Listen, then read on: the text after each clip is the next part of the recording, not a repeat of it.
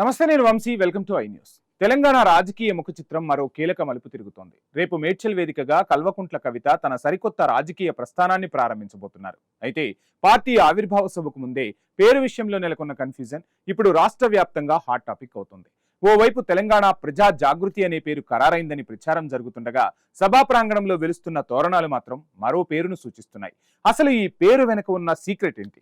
తెలంగాణ రాజకీయాల్లో ఈ కొత్త పార్టీ ప్రభావం ఎలా ఉండబోతోంది? What's the special story? Telangana Jagruthi అధ్యక్షురాలు కల్వకుంట్ల కవిత తన రాజకీయ భవిష్యత్తుకు సంబంధించి అత్యంత ప్రతిష్టాత్మకమైన అడుగు వేస్తున్నారు. మేడ్చల్ జిల్లా మునిరాబాద్లో రేపు జరగబోయే భారీ బహిరంగ సభ కోసం అన్ని ఏర్పాట్లు పూర్తయ్యాయి. అయితే సభా వేదిక వద్ద వెలిసిన స్వాగత తోరణాలు ఇప్పుడు రాజకీయ వర్గాల్లో పెనుచర్చకు దారితీశాయి. ఆ బోర్డులపై తెలంగాణ ప్రజా వికాస్ సమితి స్వాగతమని స్పష్టంగా రాసి ఉండటం అందరినీ ఆశ్చర్యానికి గురిచేస్తోంది. గత కొద్ది రోజులుగా సోషల్ మీడియాలో కార్యకర్తల మధ్య తెలంగాణ ప్రజా జాగృతి అనే పేరుపైనే చర్చ సాగుతోంది. కానీ ఇప్పుడు ప్రజా వికాస్ సమితి అనే పేరు తెరపైకి రావడంతో పార్టీ రిజిస్ట్రేషన్ ప్రక్రియలో ఏవైనా మార్పులు జరిగాయా, లేక ఇది కేవలం సభను నిర్వహించే ఒక వేదిక పేరా అన్న సందేహాలు వ్యక్తమవుతున్నాయి. ఈ తోరణాల రూపకల్పనలో కవిత తనదైన తెలంగాణ ముద్రను ప్రదర్శించారు. తెలంగాణ వారసత్వ సంపదకు నిలువుటద్దాలైన గోల్కొండ కోట, కాకతీయ తోరణ డిజైన్లను ఈ బోర్డులపై ప్రముఖంగా పొందుపరిచారు. తద్వారా తాను తెలంగాణ అస్తిత్వానికే ప్రాధాన్యత ఇస్తానని చెప్పకనే చెబుతున్నారు. ఇప్పటికే సిరిసిల్ల, గజ్వేల్, సిద్దిపేట వంటి నియోజకవర్గాల నుంచి వేలాది మంది జాగృతి కార్యకర్తలు పాదయాత్రగా సభకు చేరుకుంటున్నారు.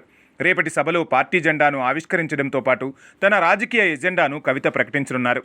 ముఖ్యంగా అధికార కాంగ్రెస్ పార్టీని లక్ష్యంగా చేసుకుని ఆమె ఎలాంటి విమర్శలు చేస్తారన్నది ఇప్పుడు రాజకీయ వర్గాల్లో ఉత్కంఠ రేపుతోంది. అయితే ఈ కొత్త పార్టీ ఆవిర్భావంపై విమర్శలు కూడా అదే స్థాయిలో వస్తున్నాయి. తెలంగాణ రాజకీయ చరిత్రను ఒకసారి పరిశీలిస్తే ప్రాంతీయ సెంటిమెంటుతో పుట్టిన అనేక పార్టీలు చివరికి ఏ గమ్యాన్ని చేరుకున్నాయనే ప్రశ్నలు తలెత్తుతున్నాయి. నాడు తెలంగాణ ప్రజాసమితిని స్థాపించిన మర్రి చెన్నారెడ్డి నుంచి నేడు కల్వకుంట్ల కవిత వరకు తెలంగాణ గడ్డపై అనేక పార్టీలు పుట్టుకొచ్చాయి.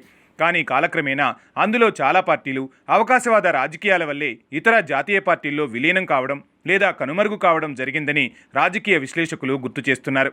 ఇప్పుడు కవిత ఏర్పాటు చేయబోయే పార్టీ తెలంగాణలో ఒక నిజాయితీ గల రాజకీయ ప్రత్యామ్నాయంగా నిలబడుతుందా, లేక భవిష్యత్తులో అధికార సమీకరణాల కోసం మరో పార్టీకి దగ్గరవుతుందా అన్న సందేహాలు వినిపిస్తున్నాయి.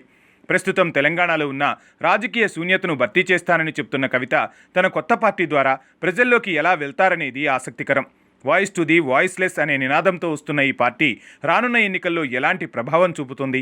అసలు రేపు సభలో ప్రకటించబోయే అధికారిక పేరేంటి? ఈ విషయాలపై స్పష్టత రావాలంటే మరికొన్ని గంటలు వేచి చూడాల్సిందే.